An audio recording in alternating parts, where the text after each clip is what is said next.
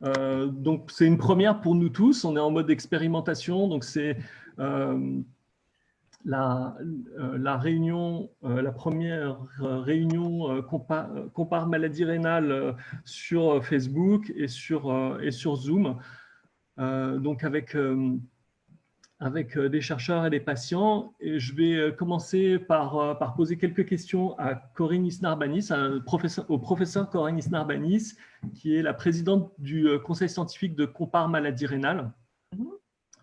Alors, professeur, est-ce que du coup, vous pouvez vous présenter Bien en sûr. quelques mots pour que les gens qui nous rejoignent puissent mieux vous connaître? Merci beaucoup, Razak. Bonjour à tous, à toutes. Je suis Corinne Isnarbanis, je suis professeure de néphrologie à la Pitié-Salpêtrière, où je travaille depuis 25 ans et j'ai beaucoup d'intérêt depuis tout ce temps, à la fois sur l'éducation thérapeutique et l'accompagnement des patients. Et puis plus récemment, et c'est la raison pour laquelle je participe à Compare, je suis vraiment très intéressée par l'idée d'associer les patients à nos projets de recherche, parce que c'est comme si finalement on se mettait enfin à pouvoir réunir les objectifs de recherche des soignants et des patients pour aller plus loin. Et donc, c'est vraiment un sujet nouveau et innovant en France, même si ça existe ailleurs. Et c'est la raison pour laquelle on a un comité scientifique qui réunit tout un tas de belles personnes qui vont se présenter plus tard, et avec lesquelles on essaye de créer une cohorte de personnes qui sont concernées par les maladies rénales et qui souhaitent participer à la recherche, et c'est l'objet de ce webinaire. D'accord.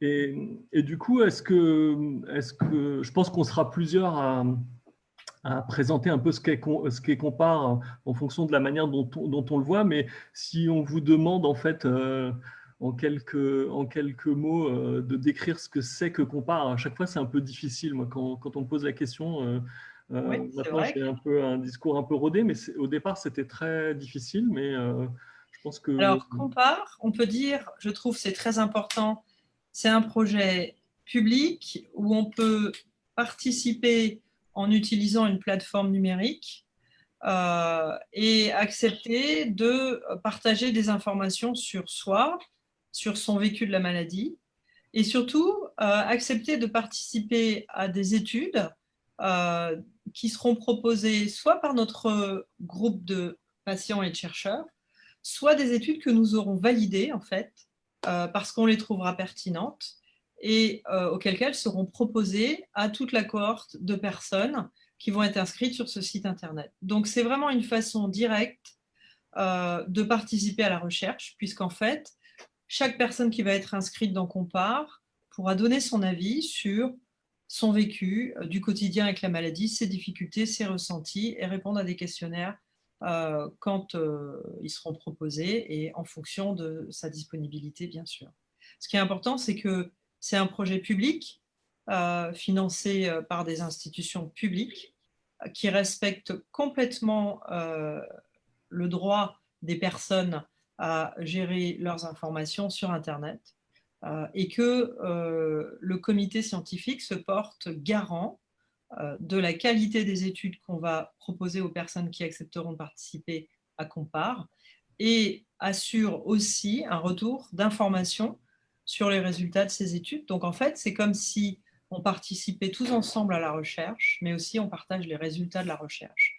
Donc moi, il me semble que pour les chercheurs et pour les patients, c'est une façon tout à fait honnête, claire, sans ambiguïté, de pouvoir avoir une valeur ajoutée en tant que patient ou personne concernée par la maladie dans la recherche en France. D'accord. Bon, il y a de nouvelles personnes qui nous ont rejoints sur Ouais. la réunion Zoom. Je les ai… Alors, je leur souhaite la bienvenue qui sont arrivés à l'instant. Donc, on présentait la professeure Corinne Isnarbanis. Donc, c'est donc un ensemble de projets de recherche, puisque dans Compare, on a la cohorte maladie rénale et donc les études qui portent sur les maladies rénales, mais aussi beaucoup d'autres projets de recherche. Et donc, vous avez un peu dit en quoi c'était innovant. Et en fait, quels sont, vous, vos objectifs de recherche aujourd'hui et peut-être ceux que vous envisagez dans le futur avec Compare?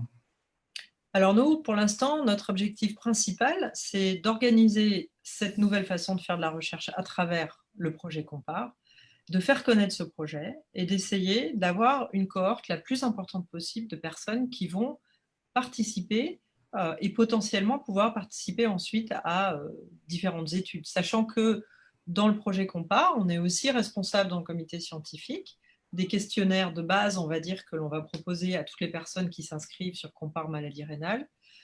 Et donc, on a conçu, on a travaillé à des questions initiales qui permettent de savoir un petit peu qui sont les personnes dans la cohorte. Donc ça, c'est la partie qui nous revient directement. Et puis ensuite, on commence à peine à s'organiser pour pouvoir proposer ensuite différentes études. Ce qu'il faut évidemment, c'est au départ avoir suffisamment de personnes qui sont dans cette cohorte et qui acceptent de participer aux études, sans quoi, bien entendu, ce ne sera pas très intéressant si on n'est pas suffisamment nombreux. Donc on a un objectif de communication. C'est aussi beaucoup pour ça qu'on est là, pour faire connaître cette façon de participer à la recherche qui concerne tout le monde. Et en termes scientifiques, vous, quels sont les aspects qui aiguisent votre curiosité et que vous aimeriez creuser avec l'aide des patients?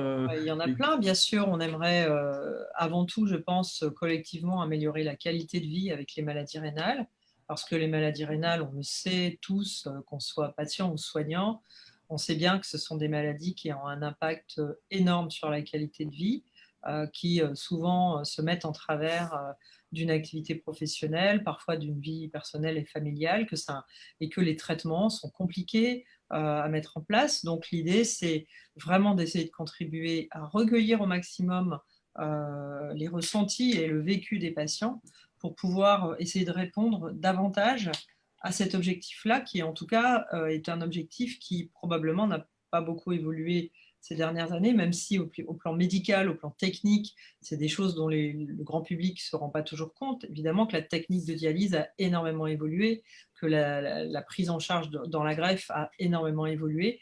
Et pourtant, vivre avec une maladie rénale, ça reste toujours compliqué et ça a toujours un impact très fort sur le quotidien. Donc moi, il me semble qu'une priorité, c'est tous les aspects qui sont autour du quotidien avec la maladie et la qualité de vie. Ok, donc la priorité au quotidien, et du coup, moi, ce que j'en comprends en néophyte, c'est que pour pouvoir améliorer le quotidien des patients, il faut qu'effectivement les patients puissent apporter leur expérience, avoir des retours pertinents et pouvoir du coup contribuer à l'amélioration de leur quotidien grâce à la recherche. Bien sûr, c'est le côté, je trouve, très innovant de ce qu'on appelle en anglais les Patients Reported Outcomes. En fait, ça veut dire que, enfin, depuis assez longtemps d'ailleurs aux États-Unis et en France, on commence à avoir cette réflexion. On a identifié, on a compris que les objectifs de recherche des chercheurs ne sont pas toujours les mêmes que les objectifs de recherche des patients. Et je vois que Delphine hoche.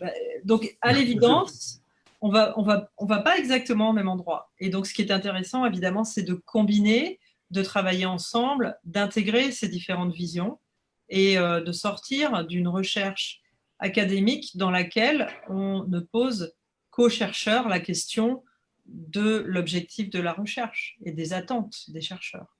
Et donc ça, pour moi, c'est quelque chose qui est une valeur ajoutée vraiment énorme dans l'amélioration vraiment de la qualité de la recherche en elle-même.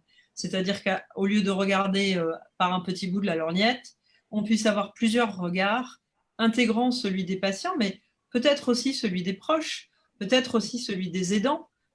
Et donc, c'est une vision sociétale beaucoup plus large de la recherche, c'est-à-dire comment améliorer tout l'écosystème de la maladie rénale en intégrant la vision essentiellement des patients qui nous manquaient depuis des années et que dans un projet comme Compare, on est en capacité de pouvoir recueillir et utiliser. Donc ça, c'est vraiment nouveau et important. Mais du coup, en fait, comme Delphine hochait la tête, peut-être que une autre question, du coup, qu'on va pouvoir poser à Delphine et la faire réagir. Est-ce que Delphine, tu peux te présenter? Ensuite, on pourra revenir vers le professeur Isnarbanis. Alors donc oui, je suis Delphine Blanchard, je suis patiente partenaire en santé et je suis également patiente en dialyse. Je fais partie du comité scientifique de Compare sur les maladies rénales. Alors oui, effectivement, ce que dit Corinne me parle beaucoup. Enfin, c'est évident que on sollicite beaucoup dans la recherche les personnes qui soignent et assez peu les patients. Et je pense que c'est vraiment important de se concentrer sur ce qui est important pour les patients. Et c'est vrai que parfois, on est plus sur de l'ordre du ressenti que par exemple sur de nouvelles technologies et inversement. Donc, je pense que c'est vraiment important qu'il y ait une co-construction dans les comités scientifiques entre personnel qui soigne et puis les patients, les usagers, effectivement, les proches et les aidants. D'accord. Et du coup, est-ce que Delphine, tu te souviens, je vais tutoyer tout le monde, parce que, du coup, ça me fait très bizarre de vous voyez, mais est-ce que tu te souviens de comment tu as connu Compare ou comment tu en es venu à participer au départ? Alors, moi, je me rappelle avoir vu Compare la première fois sur Facebook. Et je me suis dit, ah, mais alors ça, c'est vachement bien. Enfin, de la recherche axée sur les patients, quoi. Donc j'ai trouvé ça très pertinent. Du coup, de mémoire, donc j'ai commencé, je me suis inscrite, j'ai reçu mon premier questionnaire, qui était de mémoire un questionnaire de test. Et après, j'ai sollicité, j'ai envoyé un mail. Et puis, enfin voilà, petit à petit, je me suis un peu plus impliquée dans Compare. D'accord, donc c'était vraiment au tout début, parce que si c'était un questionnaire de c'était test, vraiment dans les tout débuts. Et c'est vrai que j'ai été vraiment heureuse quand les premières publications sont sorties, parce que ça avait du sens. ouais, c'est super. Et pour quelqu'un qui ne connaîtrait pas du tout Compare, est-ce que tu peux décrire ce que ça représente en termes de participation pour quelqu'un qui n'a pas forcément envie de s'impliquer et de passer énormément de temps? Qu'est-ce que ça représente pour quelqu'un qui veut juste s'inscrire et participer à la recherche? Bon, alors après, c'est vrai que ça dépend si on est multipathologie ou pas. Enfin, moi, je me suis inscrite que sur l'insuffisance rénale. Je reçois quoi, une fois par mois, hein. C'est assez. Ça dure quoi, une quinzaine de minutes, entre 15 et 20 minutes. Ça dépend si on prend du temps pour répondre aux questions. Enfin, c'est vrai que ça demande quand même une implication, hein, il faut pas. Mais je trouve que c'est vraiment très intéressant après de voir que sur certains questionnaires qu'on a remplis, par exemple sur la qualité de vie, il en ressort des choses, enfin voilà, des propositions importantes de la part des usagers, ou alors on voit par exemple sur sur le fardeau de la maladie, voir à quel point ça peut être important et pesant dans la vie de tous les jours. D'accord, moi j'ai quelques slides, je pourrais présenter dire quelques mots sur ces deux études-là. Et peut-être avec Béatrice qui va se présenter, on peut peut-être évoquer ce que vous avez pu faire à l'automne dernier, autour de notamment de l'événement qu'on a construit, auquel vous avez participé. Oh, c'était trop bien. Oui, avec plaisir, oui. Parce que moi, c'est là où j'ai rencontré Béatrice, Delphine, et puis ensuite, on pourra aussi poser quelques questions à Frédéric. Frédéric est aussi notre troisième patient témoin aujourd'hui. Du coup, Béatrice et Delphine, c'était à cette occasion-là que vous vous êtes rencontrés, ou vous vous connaissiez avant? Ah non, on se connaissait avant quand même. En revanche, moi, c'est là que j'ai découvert vraiment plus concrètement Compare, parce que je t'ai rencontré toi, Razak, et j'ai rencontré aussi Corinne en personne. Et j'ai été vraiment séduite par ce hackathon. Moi, j'ai le hackathon qui s'appelait donc Game Jam. au sujet justement où il y avait beaucoup de chercheurs qui proposaient des sujets. Vous m'entendez? Parce que oui, on t'entend très bien. Ouais. Et donc, à l'occasion de la Game Jam, on a fait donc, cette rencontre. Moi, j'ai fait cette rencontre avec Compare. Et le sujet de la Game Jam que j'avais choisi, c'était donc une application justement sur l'intérêt de la recherche médicale. Donc, c'est là aussi que j'ai découvert un peu les détails, comment s'articule un projet de recherche médicale. Et en fait, c'était vraiment passionnant. On a passé 2 jours et demi à travailler sur une application qui s'appelle King of Trial, qui aujourd'hui existe toujours. Il y a toujours une équipe qui travaille dessus et le jeu est sorti. Et en fait, j'ai trouvé que cette implication des patients, ne serait-ce que par rapport au hackathon, pour trouver des solutions avec des chercheurs, avec des patients, des codeurs, c'était très passionnant. Et ensuite, quand Corinne m'a parlé de Compare, j'étais vraiment séduite par tout ce qui est inclusion des patients et surtout leur donner la parole, ce qui est quand même assez rare aujourd'hui dans le domaine de la recherche. Je pense que c'est vraiment une nécessité. Après, moi, je me suis inscrite effectivement assez récemment au questionnaire, mais comme Delphine, je trouve que même si on a besoin d'une implication, c'est quand même assez facile de répondre au questionnaire en ligne, même de s'inscrire, hein, ça prend vraiment quelques minutes. Donc, et cet intérêt aussi de pouvoir être informé du résultat. Je pense que c'est une demande qu'on a tous parce qu'en tant que patient, on est beaucoup sollicité par des questionnaires dont on n'a pas forcément les résultats derrière. Donc, je pense que c'est vraiment important et je suis ravie de faire partie justement de ce projet parce que je reste persuadée en tant que patiente que j'ai été dialysée 7 ans et je suis maintenant greffée, qu'il n'y a pas d'innovation sans co-construction. Et le fait de répondre, d'utiliser le numérique, parce qu'on répond essentiellement au numérique, au questionnaire derrière son ordinateur, c'est une façon, je pense, assez intelligente de permettre aux patients de participer et peut-être plus rapidement de pouvoir faire avancer les choses dans la recherche. Super. Merci. Et est-ce que je vais du coup passer la parole à Frédéric et puis ensuite on pourra aussi prendre des questions des personnes qui nous ont rejoints, qui connaissent pas forcément Compare, ou des questions qui sont qui pourraient provenir de Facebook. Je lui avais dit de sortir de l'école et de venir vers les arcades. Alors, pardon, alors, si vous n'intervenez pas, n'oubliez pas de couper votre micro, sinon on vous entend sur la vidéo et sur Facebook. Et non, mais il ne sort jamais dans les premiers, donc ça ne devrait pas. Alors, Frédéric?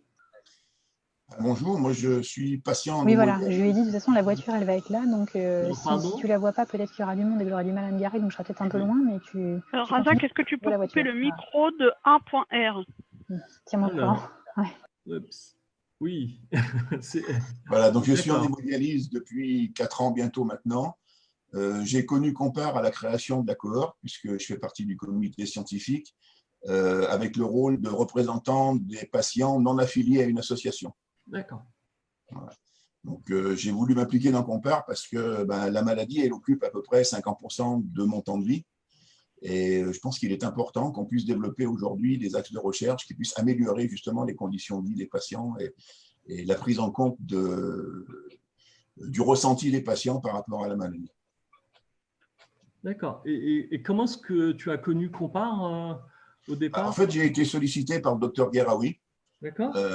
C'était à la création de la cohorte 1 où il fallait un représentant des patients non affiliés à une association. Donc, il m'a proposé de participer à ce projet ambitieux et j'ai accepté avec plaisir.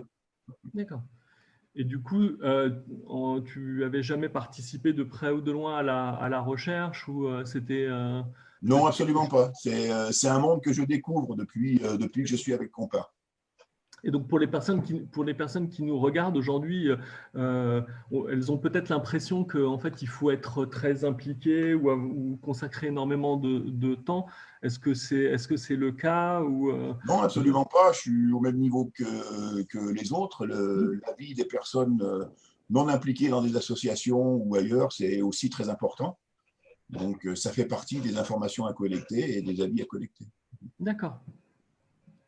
Et il y a des questionnaires parmi les questionnaires que l'on reçoit chaque mois, est-ce qu'il y a des choses qui t'ont surpris ou donné envie en fait de creuser ou de comprendre en fait de comprendre les tenants et les aboutissants, ou peut-être aussi de susciter des interrogations ou des envies de recherche, des axes de recherche qui pourraient par exemple être pathologie, donc je me suis inscrit à plusieurs niveaux sur plusieurs maladies. Après, c'est vrai qu'aujourd'hui, pour moi qui joue le rôle de candide, déterminer un axe de recherche, c'est compliqué. Oui. Par contre, ça permet de creuser et d'éveiller la curiosité et de comprendre certaines choses. D'accord. Et alors, il y a, je ne sais pas si à ce stade, il y a déjà des questions, ou Solène qui prend les questions du public. Est-ce qu'on a déjà des questions? Alors, pour l'instant, sur Facebook, il n'y a pas vraiment de questions. Il y a un commentaire, mais pas de questions. Donc, on peut peut-être faire avec les personnes qui sont connectées à la conférence. Alors José, je ne sais pas si du coup, vous êtes notre patient candide, parce que du coup, est-ce que vous êtes inscrit à Compare aujourd'hui ou pas? Non, je ne suis pas inscrit. Je viens pour tout m'informer pour le futur de mon fils qui est impacté par la maladie de la polykystose hépato-rénale. Et je voudrais savoir s'il y a des avancées sur des traitements, comme moi, je n'ai pas su avoir avant la maladie, avant qu'elle se déclare, l'insuffisance rénale, et puis la dialyse et la greffe. Je voulais voir s'il y avait des traitements préventeurs qui permettaient de ralentir la maladie. Alors, du coup, là, moi, je ne saurais pas vous répondre. Moi, c'est plutôt une question pour le professeur Isnar Banis. D'accord. Et c'est pour ça que j'étais venu aujourd'hui assister à cette réunion vidéoconférence. D'accord. Et je voulais savoir s'il y avait des avancées, parce que c'est une maladie qui est silencieuse. On n'est pas conscient qu'on est porteur de kystes avec des reins. Elle est en sommeil. Hormis une surveillance médicale tous les ans avec la prise de sang et puis l'échographie du rein, on ne sait pas. On vit avec et du jour au lendemain, on a anémie, on a l'insuffisance rénale et on ne sait pas pourquoi. Et puis bon, à ma grande surprise, mon fils, je le sais bien avant moi, qu'il est atteint de la maladie polykystose rénale, parce qu'on a fait une échographie. Ça va. Oui.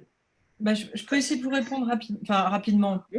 Pas rapidement, mais ce que je trouve tout à fait intéressant dans ce que vous dites et qui nous ramène directement à Compare, c'est le caractère tout à fait particulier de vivre une maladie génétique. Et ce que vous décrivez qui vous touche et qui nous touche évidemment à travers vous, c'est ce que ça engage par rapport à votre enfant et le fait qu'il soit aussi malade. Et donc ça, c'est vraiment typiquement des sujets qui pourraient être tout à fait traités dans une étude à partir d'une cohorte comme Compare, à partir du moment où il y a suffisamment de personnes qui ont la même maladie que vous dans cette cohorte. On pourrait très bien imaginer de réfléchir ensemble à quel est le vécu de cette maladie, par exemple, quelles sont les questions qu'on se pose par rapport justement à la transmission de la maladie, comment est vécu ce sentiment peut-être de culpabilité ou de tristesse qu'on peut avoir de transmettre, sans le faire exprès bien entendu, la maladie à ses enfants. Et ça, c'est des sujets, vous voyez, qui sont vraiment tout à fait en lien avec le vécu d'une maladie et qui ne sont peut-être pas les premiers sujets sur lesquels les chercheurs travaillent dans le cadre de cette pathologie. Alors, pour répondre à votre question, moi, je ne suis pas une experte internationale de la polykystose, mais comme tous les néphrologues, je sais qu'il y a actuellement au moins un traitement sur le marché depuis quelques années qui peut ralentir l'augmentation de taille des reins et des kystes et diminuer la vitesse de progression de la maladie vers la nécessité de remplacer la fonction des reins. C'est un traitement qui n'est pas forcément si simple que ça à suivre, puisqu'il augmente de beaucoup la soif et les boissons.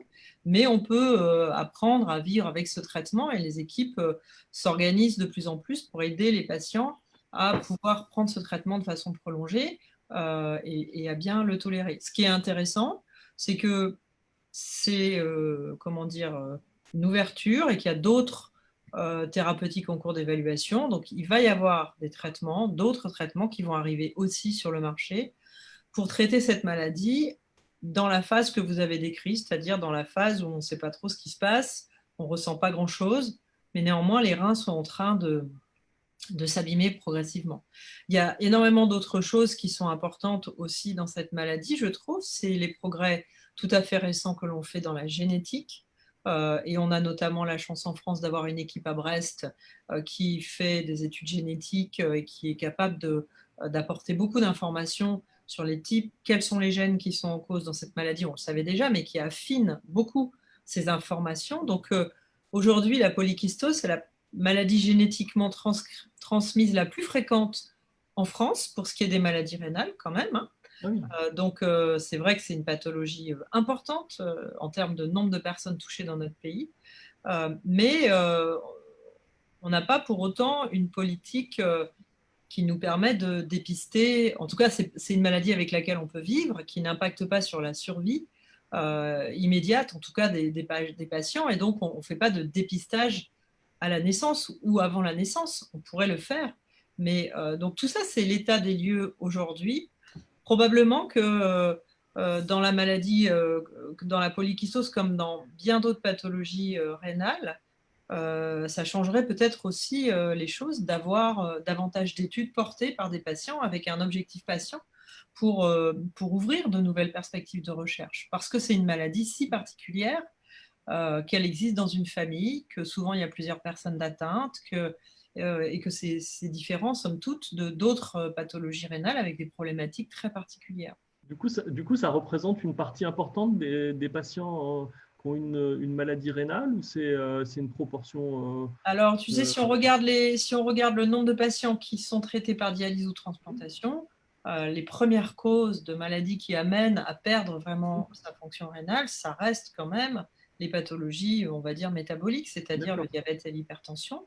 Mais la polykystose est la première maladie génétique la plus fréquente qui amène des patients à être dialysés ou transplantés. Je peux dire quelque chose? Oui, bien sûr. Lors du moment de la greffe, où ma soeur voulait donner un rein et j'ai fait un test génétique. Et j'ai signé une décharge pour tous les gens de la famille qui le désirent faire ce test, pour savoir si oui ou non ils sont porteurs de la maladie, s'ils peuvent le transmettre à leurs enfants. Ça, je l'ai fait, ce geste, auprès de l'hôpital et auprès de ma famille. Parce que c'était une maladie que personne ne savait. On a découvert au grand jour, comme ça, du jour au lendemain. Et puis, elle était en sommeil. Et puis, il s'avère que moi, j'ai pris la décision de faire ce test génétique pour me soulager, pour soulager les gens de la famille. Je ne sais pas si c'est bien de le dire, mais bon, je le dis. Un geste que j'ai fait. Ah, c'est très bien. Et du coup, vous avez eu des retours positifs Pourquoi? Parce que j'ai failli avoir un donneur de vivant, et c'était ma sœur. D'accord.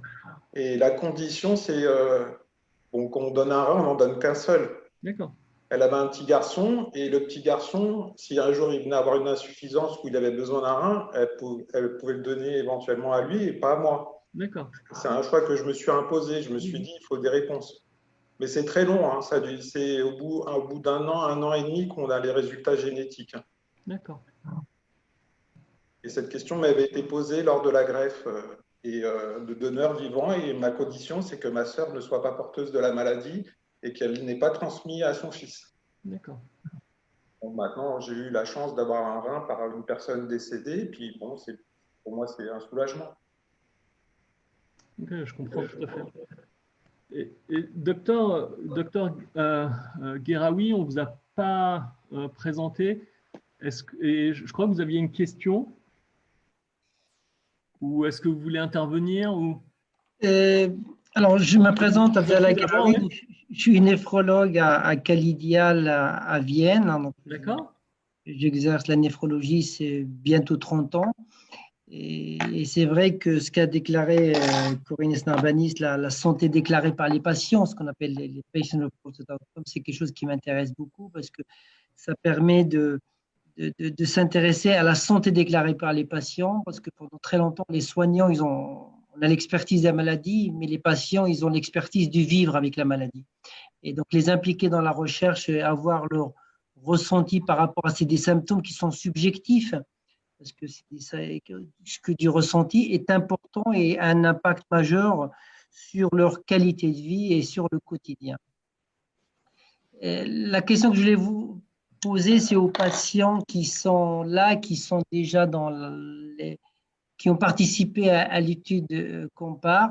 Est-ce que vous avez eu des résultats? Est-ce qu'il y a eu des choses qu'on vous avez été informé sur ce que vous avez saisi, comment ça se passe, les questionnaires, comment vous les recevez, le temps que vous avez pour saisir ces questionnaires, si vous avez du temps pour le faire, voilà, comment ça se passe en pratique, du pratico-pratique, la réponse à ces questionnaires. Je ne sais pas qui veut répondre à la question du docteur Guerraoui, ou sinon je peux aussi répondre sur une partie.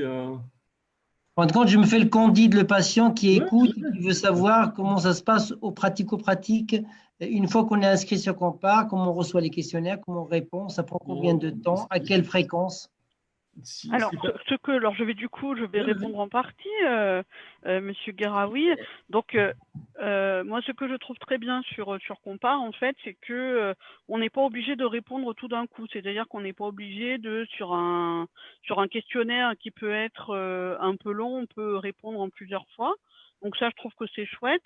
Ensuite, il n'y a pas vraiment on vous dit pas, vous devez répondre avant telle date. Il n'y a pas vraiment on peut évidemment pas répondre dans un an parce que sinon l'intérêt est complètement nul, mais il n'y a pas d'indication de temps très proche. Donc moi j'aime bien. Et puis voilà, on peut répondre en 2 temps, en plusieurs temps. Si je peux me permettre, on est informé par mail qu'un questionnaire nous attend sur Compare. Donc, ça laisse aussi la liberté de choix de trouver du temps pour aller sur Compare pour répondre au questionnaire. Et effectivement, derrière, ça représente 1 à 2 fois par mois, on va dire 10 à 15 minutes par questionnaire. D'accord. Et sur la question des retours, ce que l'on essaye de faire, Solène aurait pu aussi répondre à cette question puisqu'elle s'occupe directement des relations avec les patients. Ce que l'on essaye de faire quand on a une étude en cours et que l'on a des premiers résultats, c'est dans la newsletter mensuelle que l'on envoie en fait à l'ensemble des patients qui participent à Compare. Aujourd'hui, ils sont 37 700. Donc, on leur envoie un courriel par mois. C'est de les informer des premiers résultats, des résultats chiffrés, sans tout dévoiler, puisque normalement, en fait, dans les recherches scientifiques, en fait, la publication des résultats doit être une primeur pour en fait le journal qui va publier le journal scientifique qui va publier cette étude. Et puis ensuite, au moment de la publication, on leur envoie en fait un résumé en français, un résumé compréhensible de l'étude, et aussi pour les patients qui souhaitent aller plus loin et puis avoir l'étude complète en anglais ou traduite, on leur envoie en fait l'article en question. Donc c'est comme ça qu'on a procédé pour aujourd'hui les 3 premières. Est-ce que je dis des bêtises? Les 3 premières. Maintenant il y a 4 en fait 4 articles scientifiques qui ont été publiés issus de Compare, dont 3 qui étaient basés sur une étude qui a fait appel aux patients. Et si vous le voulez bien, je peux partager mon écran et vous présenter en quelques slides l'une d'entre elles, celle qui portait sur la baguette magique. Juste avant, oui. Razak, on a une petite question qui est sur Facebook, même 2 peut-être. Oui, je pense que c'est pour Corinne Esnarbanis. C'est en lien avec le témoignage de José. D'accord. Donc, bonjour, atteinte également de polykystose hépatorénale. J'ai eu aussi un volumineux kyste arachnoïdien opéré en 2006 pour dérivation. Pensez-vous que c'est une complication de la polykystose? Alors, à nouveau, ça va être une question médicale, donc moi, je ne saurais pas y répondre. Je ne sais pas si le professeur Esnarbanis ou le docteur Garaoui peuvent y répondre, même si ce n'est pas, oui, pas tout à fait l'objet non, mais de notre réunion, mais c'est… De toute façon, ma réponse va être assez rapide parce que parmi les patients que je suis, moi, qui ont une polykystose rénale, je n'ai jamais vu ce genre de complications. On peut avoir des anévrismes vasculaires à l'intérieur du cerveau. On peut avoir des kystes sur d'autres organes que les reins. Ça, c'est très connu. Je ne peux pas formellement répondre à cette question. Il faudrait vraiment poser la question à ceux de nos collègues qui sont hyper spécialisés dans cette maladie. Sauf si, Abdallah, tu as d'autres éléments de réponse, mais moi, tout de suite, là, j'en ai pas. D'accord. Non, j'ai pas de. C'est pas quelque chose d'habituel, donc il faudra voir vraiment, comme tu dis, Corinne, avec quelqu'un qui suit les polykystoses. Ce qui est habituel, c'est plus des anévrismes que ce type de kyste. D'accord. Et Solène, il y avait une seconde question du coup? Il y a une seconde question, mais qui est aussi plus d'ordre médical que sur Compare. D'accord. Alors, quelqu'un qui dit « Je vis avec un seul rein, mais j'ai des calculs rénaux. Comment peut-on les faire disparaître ?» Des micro-calculs rénaux. Voilà, donc ça reste vraiment très médical et c'est pas tout à fait sur Compare, mais je sais pas si… Mais c'est pas grave, je trouve ça très intéressant de voir quand même que ça nous dit des choses, en fait, ces questions. Ça nous dit aussi qu'on n'a pas assez d'échanges avec les personnes qui… Delphine, j'ai l'impression qu'on est souvent d'accord. On n'a pas assez d'échanges avec les gens qui vivent une maladie rénale et ils ont plein de questions. Ils ont plein de questions que pour différentes raisons, ils ne posent pas à leur docteur, ou alors ils n'ont pas eu des réponses qui les satisfaisaient, ou alors c'est autre chose. Mais en tout cas, moi, ce que je trouve intéressant, c'est oui, on peut vivre avec un seul rein, bien sûr. Et non, je n'ai pas de baguette magique pour faire disparaître des petits calculs dans les reins, bien que il faut certainement s'en occuper et voir avec un néphrologue pourquoi il y a des petits calculs dans ce rein et comment faire pour protéger ce rein. Il est d'autant plus précieux qu'il est tout seul. Ça, c'est pour répondre un petit peu médicalement, on va dire, à cette personne, mais je trouve que ça nous inciterait beaucoup à réfléchir, par exemple, avec le comité scientifique de Compare, à peut-être une étude sur le niveau d'information que les personnes ont dans le cadre de la maladie rénale, parce qu'il y a des maladies dont on parle beaucoup à la télé, il y a des maladies pour lesquelles on a énormément d'informations dans la vie courante, parce que dans les magazines, dans les émissions de télé, il y a beaucoup de gens qui sont atteints, donc on est quand même assez au courant. Il y a des pathologies qu'on connaît mieux que d'autres. Et puis, il y a des maladies qu'on connaît très mal, parce qu'elles sont plus rares, parce qu'elles sont discrètes, parce qu'on ne connaît pas toujours autour de soi quelqu'un qui a une maladie rénale, et du coup, et parce qu'il n'y a pas beaucoup de néphrologues aussi, mais bon, c'est logique, enfin, il y a suffisamment de néphrologues, je pense, pour s'occuper des gens qui ont des maladies rénales, mais en tout cas, ça pose une question par rapport à l'information qu'on donne dans la population générale, hein, et je trouve que les maladies rénales ne sont pas suffisamment à la mode pour qu'on en parle à la télé, et c'est dommage. Donc moi, j'ai déjà eu l'occasion de dire à plusieurs reprises un truc un peu bête, mais j'y tiens, c'est que je pense qu'il faudrait mettre les maladies rénales à la mode, parce qu'on en a marre de parler tout le temps des mêmes trucs, alors qu'il y a plein de gens qui ont 2 reins et qui ne savent pas dans quel contexte ces reins peuvent être atteints, qu'est-ce qu'il faut faire pour les protéger, qui se posent plein de questions comme les questions qu'on a sur Facebook et qui sont parfaitement légitimes. Et donc, ce que ça souligne pour moi vraiment, c'est la nécessité aussi peut-être de travailler sur cette idée de est-ce qu'on a besoin de plus d'informations? Est-ce qu'il faut qu'on apprenne la santé rénale à l'école? Est-ce qu'il faut qu'on donne des informations à la population générale sur les reins, à quoi ça sert, comment en prendre soin, dans quel cas on est exposé à une maladie? Moi, ma conviction, c'est qu'il y a trop de gens qui ne savent pas et qu'on protégerait davantage ses reins si on était plus informé. Voilà, mais ça, c'est ce que je pense. Oui, tout à fait.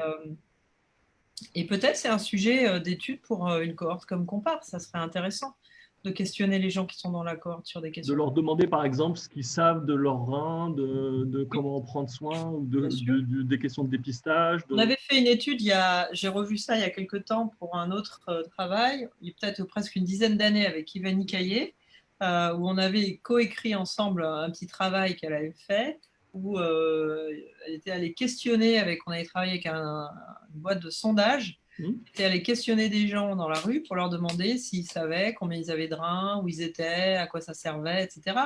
Et en fait, on avait publié ça en français dans, je crois, la revue du Prat ou un journal comme ça, non, dans Néphrologie et thérapeutique, si ça se trouve. Et on avait dit, les Français ne connaissent pas leurs reins. Et en fait, c'est une réalité, les gens. Et 10 ans plus tard, c'est pareil.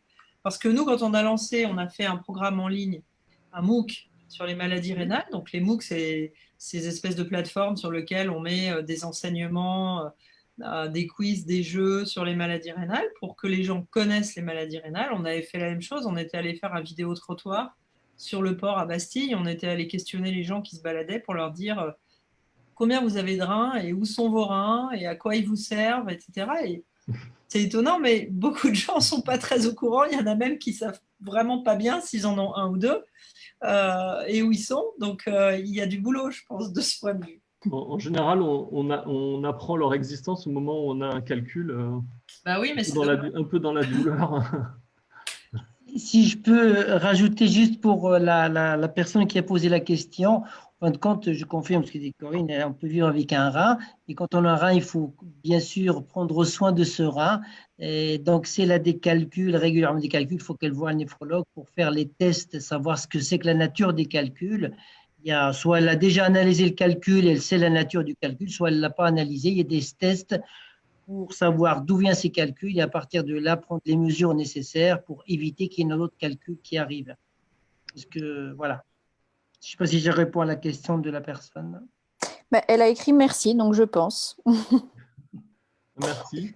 Moi, si je peux me permettre de rebondir sur ce que disait Corinne, parce que je suis tout à fait d'accord avec elle en termes de niveau d'information, à la fois des Français, mais ce qui est peut-être un petit peu plus inquiétant pour moi et ce qui révèle aujourd'hui toutes les questions qu'on a eues sur Facebook, c'est que pour participer et pour accompagner des patients justement sur ces questions rénales, ceux qui sont malades, il y a beaucoup de questions en fait qui sont posées. Bon, là, j'ai croisé José dans des visios d'informations justement sur le rein.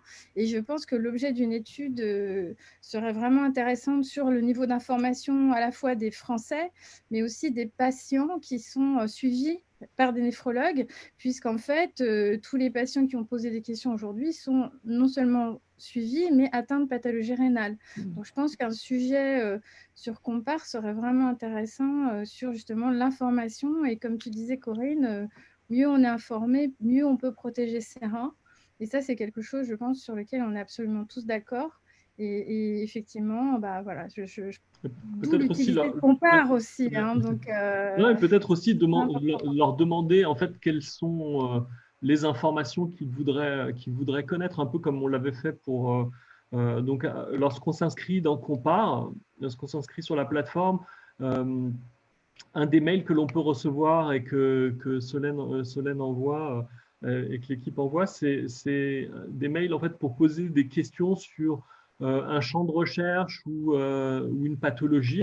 Et le professeur Esnarbanis avait répondu à un certain nombre de questions sur les maladies rénales. Et du coup, ça peut permettre aussi de demander, en fait, à un moment donné, on peut aussi demander aux patients qui sont suivis pour une maladie rénale quelles sont les choses que eux voudraient connaître ou mieux comprendre, ou quelles sont leurs interrogations, et tenter d'y répondre plus spécifiquement en fait. Bon, je ne sais pas s'il y a d'autres questions ou si dans les personnes qui participent là à la réunion Zoom, s'il y a des questions qui veulent être posées en direct. Est-ce que vous voulez que je vous présente succinctement en fait l'étude Baguette Magique ou les principaux résultats qui avaient été On a une question, tu la vois, Razak? Non, je n'ai pas Facebook en face de moi. Mais je peux non, c'est pas sur Facebook, là, c'est sur le chat. Ah oui. Je suis en train de la lire. Sur Converser. Dans Converser, alors, je pense que c'est un montagne dans le commentaire. sang. Ma femme prof de PS a profité de la période Covid pour montrer le film La montagne dans le sang à ses élèves, une expérience unique pour ses collégiens, information et prévention sur maladies rénales, prévention, sport, santé, inclusion. De nombreux témoignages collégiens très positifs.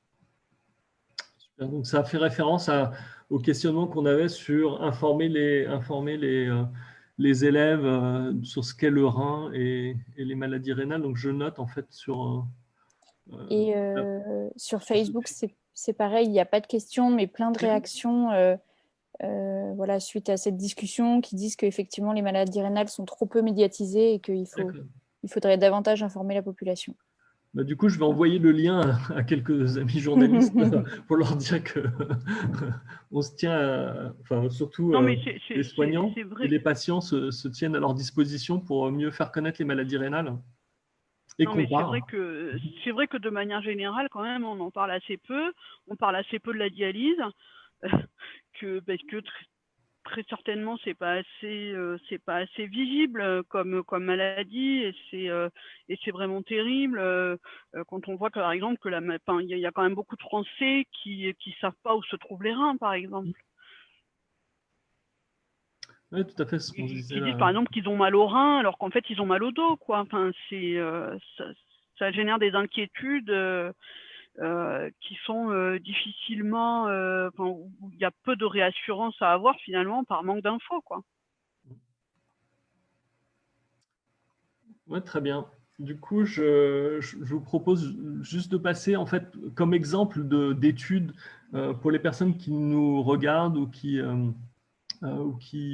nous rejoignent ou qui nous rejoindront en fait ensuite en regardant en fait la vidéo sur Facebook. Je vais partager mon écran et partager en fait cette présentation. Je ne sais pas si vous la voyez.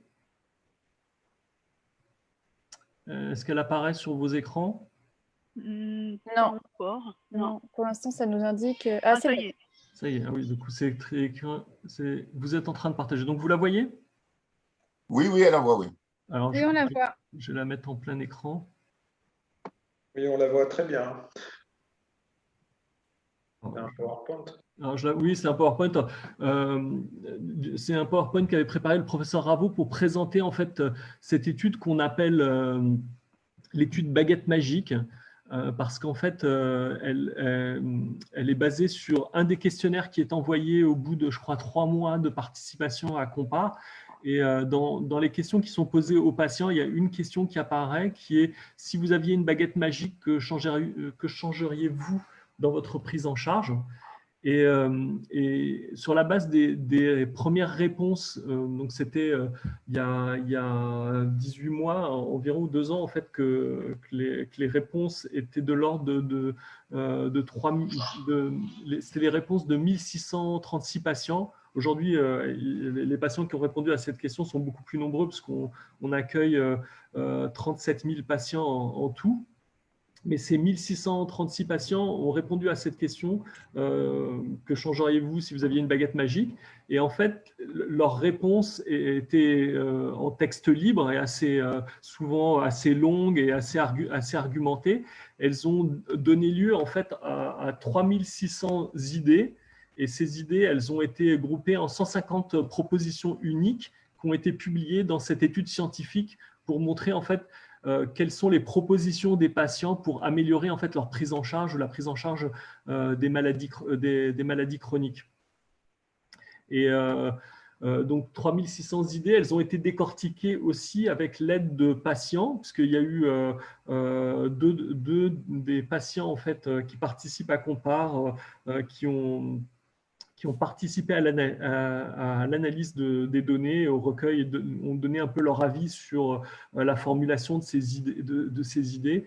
Et en fait, il y a 3 types d'idées ou 3 champs d'idées en fait, pour améliorer à la fois les consultations, le fonctionnement de l'hôpital et puis en général comment améliorer le système de santé pour qu'il fonctionne mieux.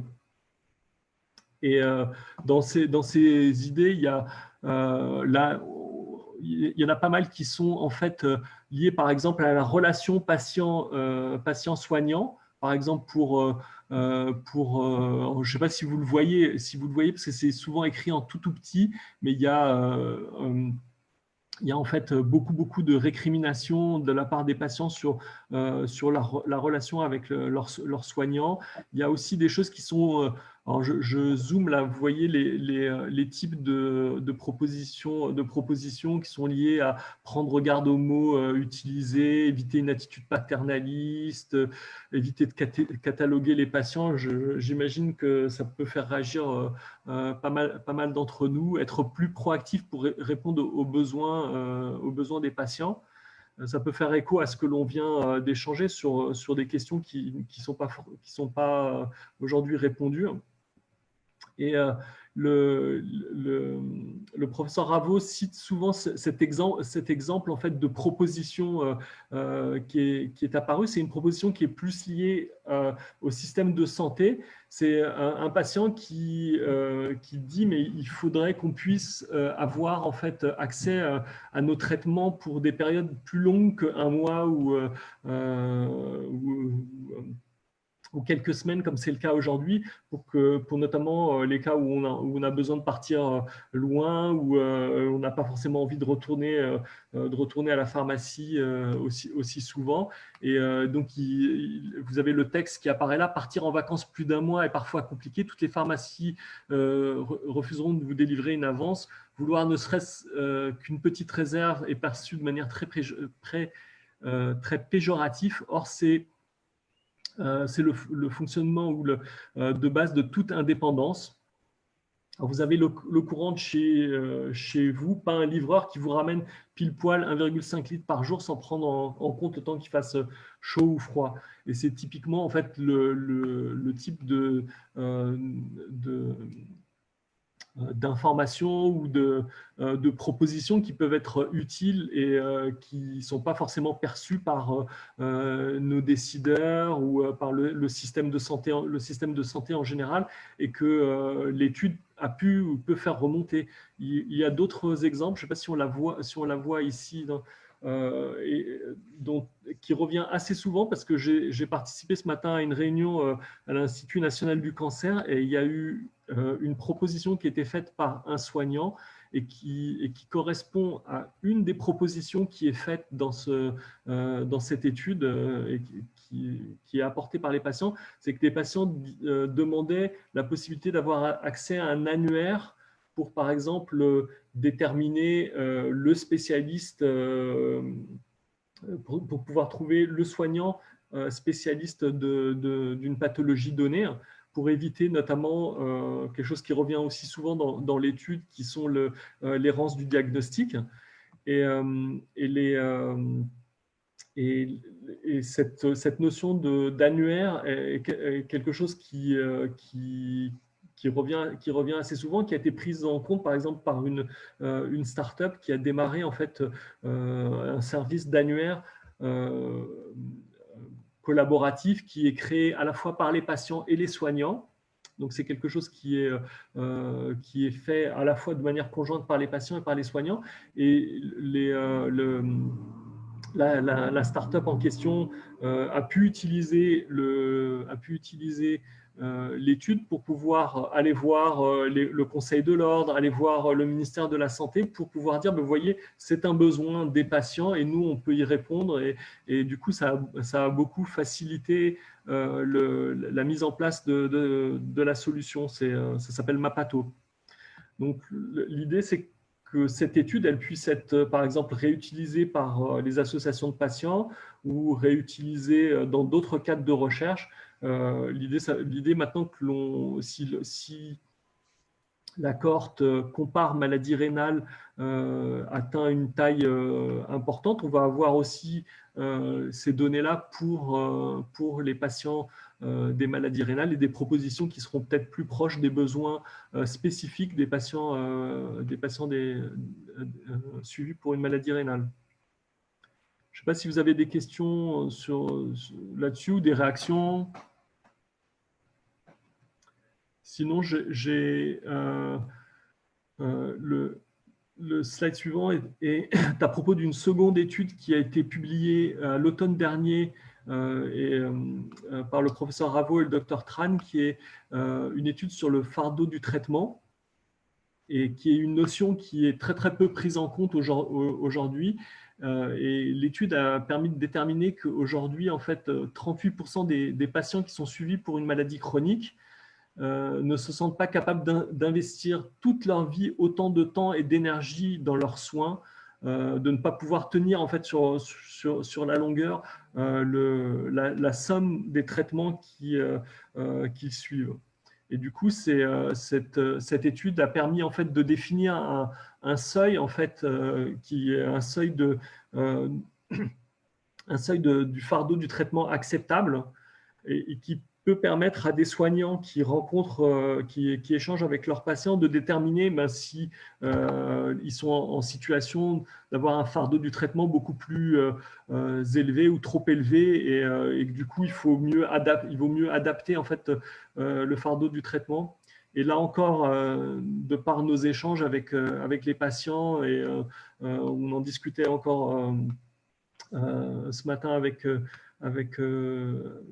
ou la semaine dernière avec les patients, c'est quelque chose qui est effectivement très très important à prendre en compte et qui devrait être pris en compte par les patients et par les soignants de manière un peu proactive. Et le fait de participer à COMPARE, donc à la communauté de patients pour la recherche, quelque part va faire avancer à la fois la recherche, donc la publication d'études sur ces thèmes-là, mais aussi la prise en compte du fardeau par les soignants. Je ne sais pas si vous avez des questions ou non, je vais. Alors moi, j'ai pas de questions, mais cette étude m'a particulièrement éclairée. Oui.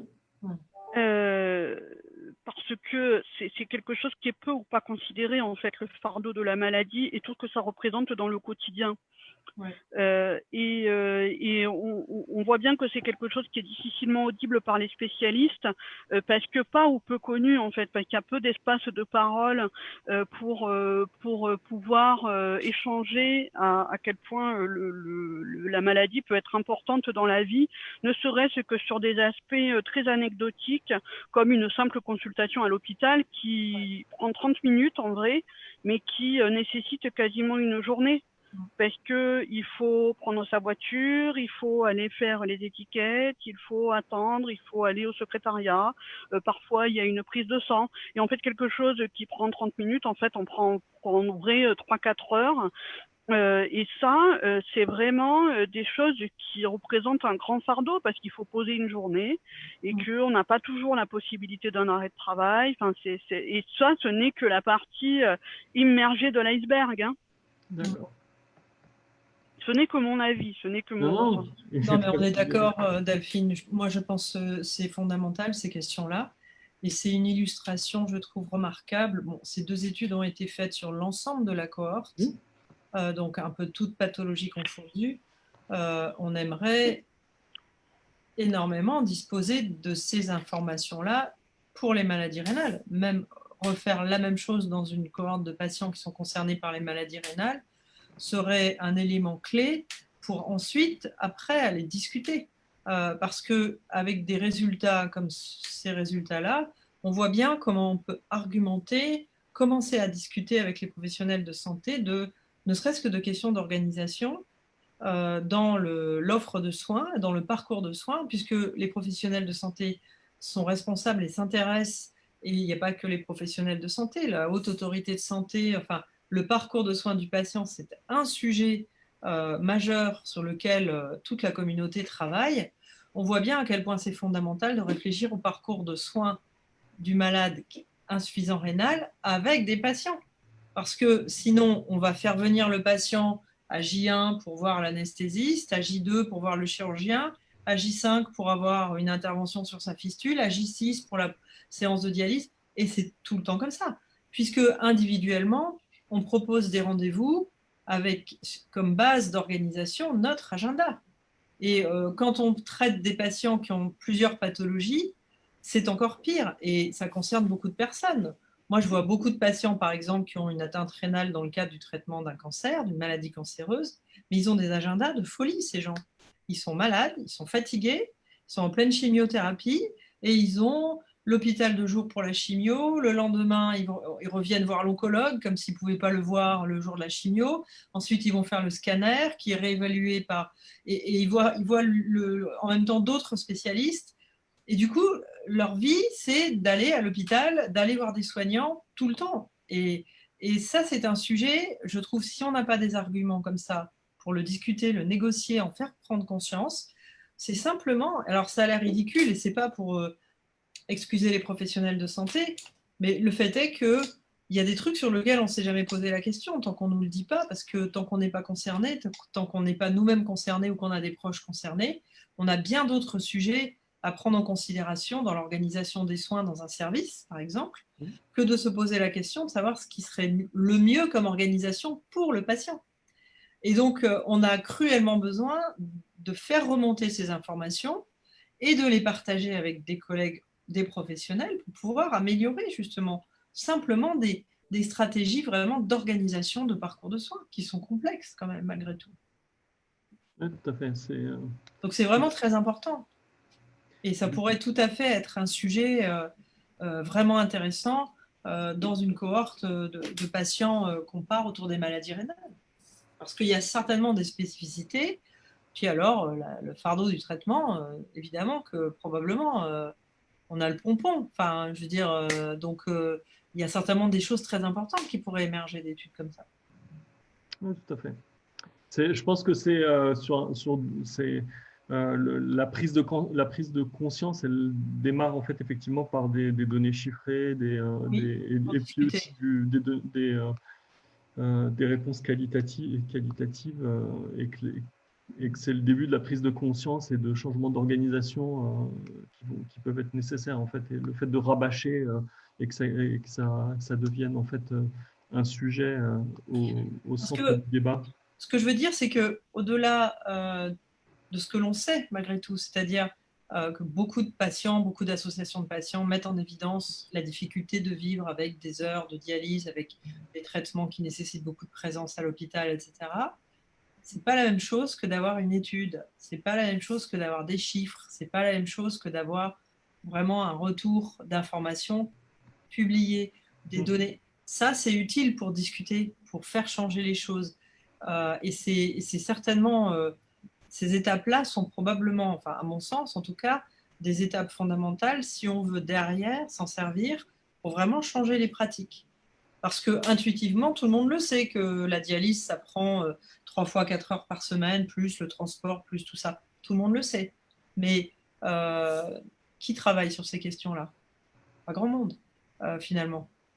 On travaille à l'amélioration de la qualité de la dialyse, mais peut-être que ça permettrait aussi de promouvoir la recherche sur des objectifs qui seraient comment réduire la durée de la dialyse. Alors, il y a des choses qui vont arriver, j'ai vu des informations là-dessus, mais dans quelques années probablement, mais je pense que c'est essentiel et c'est ça la recherche en fait.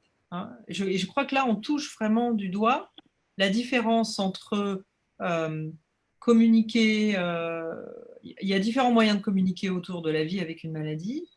La recherche, ça a pour intérêt, je trouve, d'avoir une dimension scientifique, d'être publié dans des revues. Tout le monde peut le lire, on peut le référencer.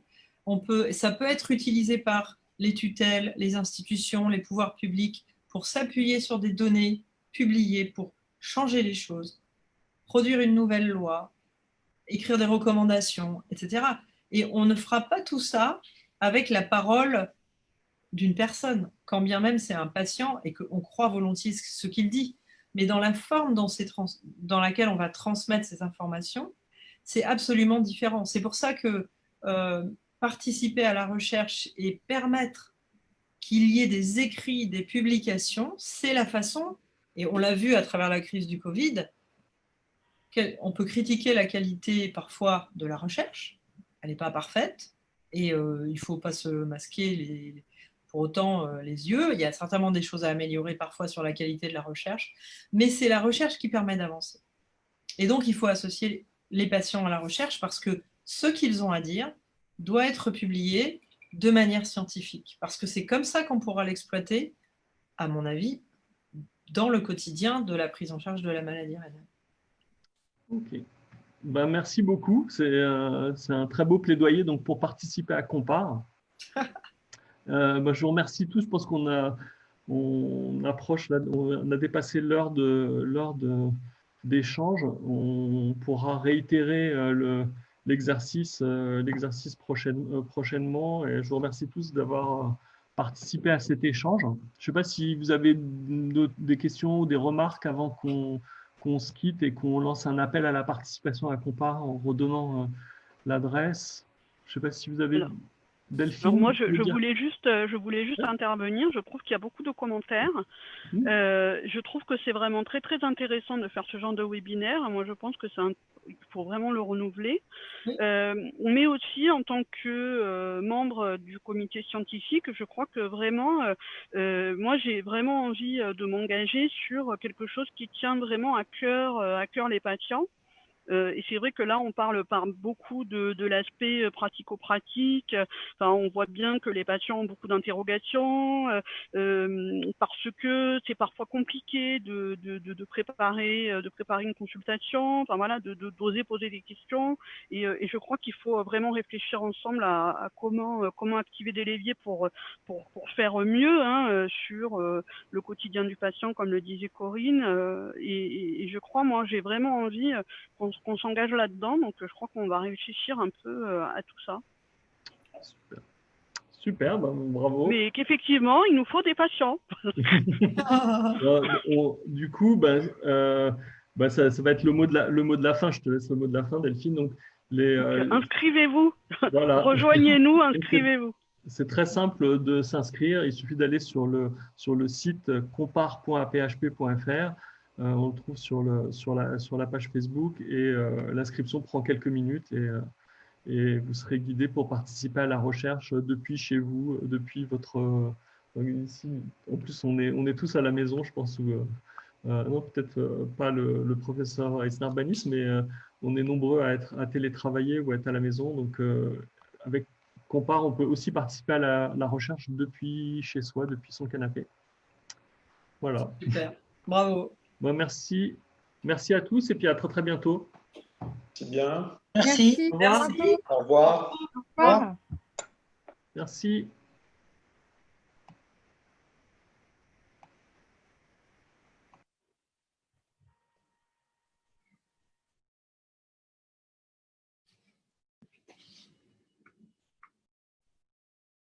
Je suis animateur. On quitte. Moi, je connaissais pas en tant que patient avant Compare. Eh ben maintenant, tu connais. Voilà, maintenant, je vais vous dire honnêtement, je l'ai fait pour l'intérêt de mon fils. Eh ben voilà. Voilà, parce que je voulais savoir. Maintenant, vous allez pouvoir en parler à tout le monde. Oui, je vais être bon parleur, ouais. Porte-parole de Compare. Génial. En tout cas, c'est très instructif. Merci à vous. Merci beaucoup. De nous avoir consacré du temps. Au revoir, Corinne. Et prenez soin de vous. Salut. Et merci.